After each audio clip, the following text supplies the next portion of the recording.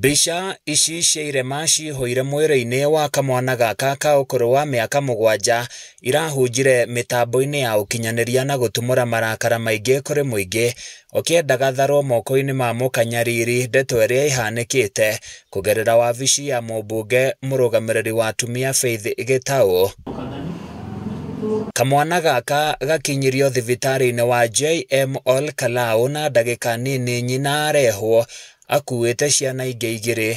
Ũndũ wa kũmakania nĩ atĩ ona kana ga kerĩ ka ũkũrũ wa mwaka ũmwe na mĩeri 8 nĩ gacine magũrũ na banga mũhiũ, ndeto ĩrĩa ĩkĩrĩtwo mũkonde nĩ ndagĩtarĩ Beatrice Mugure. Twareherwo cases ici nĩ tũgeragia gwĩka thorough assessment na tuka-encourage andũ maka-report these cases to the police so that by the time mararehwo thibitarĩ twaihũria the legal document, sana the P3, we record the injuries we see, and our doctors, they are very willing na nima koragwo me available gũthiĩ igoti-inĩ kũruta ũira kuonania evidence ĩrĩa tũgeretie collect regarding those injuries. Kũringana na nyina wa ciana ici Sarah Wambui, aroiga kamwana gaka gakoretwo gagĩtũngio mbara ĩno kuona mũndũrũme ũyũ tiwe ithe mũmũciari.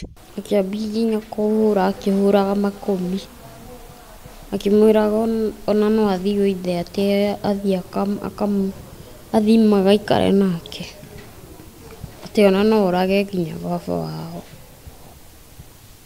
Baba akĩmwĩra tiga kuga atĩ nĩ ũkũraga mamu wanyu, akĩmwĩra ngoro ĩyo ũkoragwo nayo ti njega, akĩmwĩra tigana naniĩ ona nawe no ngũrage.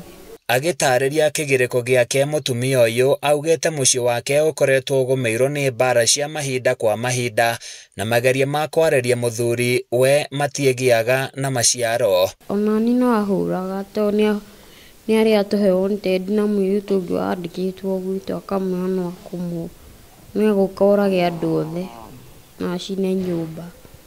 Andũ a bamĩrĩ ya mũtumia ũyũ wa ũkũrũ wa mĩaka 24 mahinyĩrĩirie kĩhoto kĩao gĩthingatwo na makinya marũrũ matacũkĩrio mũndũrũme ũcio. Rũcinĩ aroka ningĩ gwĩthara, koguo erĩ ũrĩro-inĩ na ndararoneka, na rĩu ta bamĩrĩ nĩ tũrakiuga mwanake ũcio nĩ abataire gũkinyũkĩrio ikinya nĩ tondũ no thirete he mũirĩtu ũyũ na nĩ thirete he mũciari wao.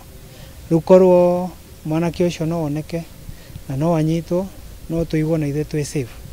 Mwena-inĩ wao maabitha kuma wabici-inĩ ya mũmbunge Faith Gitau nĩ matacũkĩte ikinya rĩa gũthara ciana ici na gũciĩtwara mũciĩ-inĩ wa kũramata ciana kũrĩa makũmithĩtie gĩko gĩkĩ. Nĩ kuonania gwĩ ciĩko nyingĩ ta ici iria irathiĩ na mbere thĩinĩ wa mĩciĩ, no andũ magakirĩra, society ĩkaga gũtake maũndũ mau na ũritũ, na rĩngĩ andũ a itũũra maka-ignore.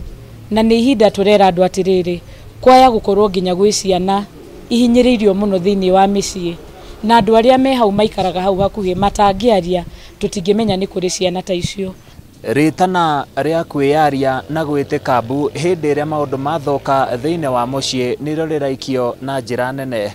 Handũ-inĩ ya Kameme TV kuma Ol Kalou, kaunti-inĩ ya Nyandarua, niĩ njĩtagwo Francis Mwangi wa Wawira.